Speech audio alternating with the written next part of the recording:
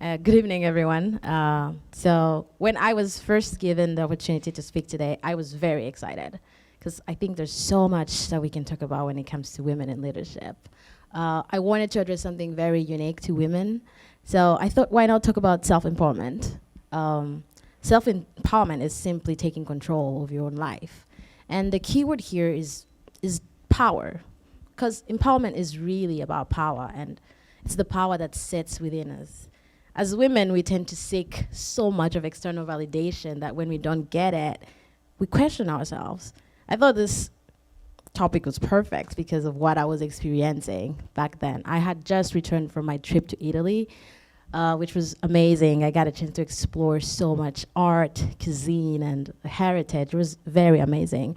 I felt like one of those scholars I used to read about when I was a little girl who would embark on these journeys to explore Europe and return to England completely transformed. That was very, very unique experience. And I was 2 weeks into my internship with Hart Howerton, which is an architecture firm based in San Francisco, and everything was going great. But then I started to experience a lot of self-doubt. I started to doubt myself at my job, my research. I started to question my worth and my intelligence. And coming from my mother's household, this is very, very, very unique to me. I remember it's a little bit ironic because during the fall break, I was having a conversation with my mentor, who's here today, Suzanne Russo, about the imposter syndrome. I was very curious to understand how it happened for a person to feel like an imposter. And I guess now we can say that I know what that feels like. And the thing that's really unfortunate about the imposter syndrome, it's not that the imposter syndrome actually is not about the fact that you feel like you don't belong as a woman, or that you're not smart enough as a woman. The imposter syndrome is feeling all those perfectly normal human feelings of uncertainty, but then you convince yourself that you have to maintain the idea of perfection to keep up appearances. And what's really unfortunate about this fear is that it robs us of the opportunity to grow as women, to live up to our full potential.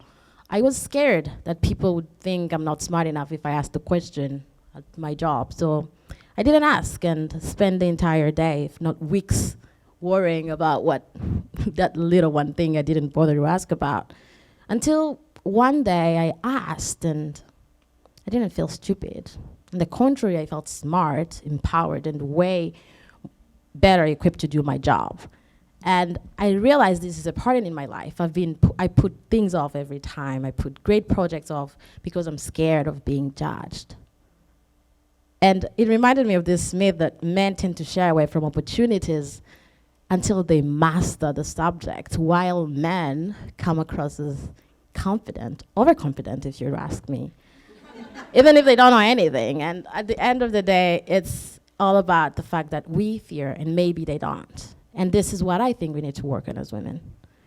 We need to recognize that every time we fear, every time we seek external validation or doubt ourselves is a time we are giving up our power. And that is a choice we choose to make. So let's not do that. Let's seize that power and become our best selves, because we can. Thank you.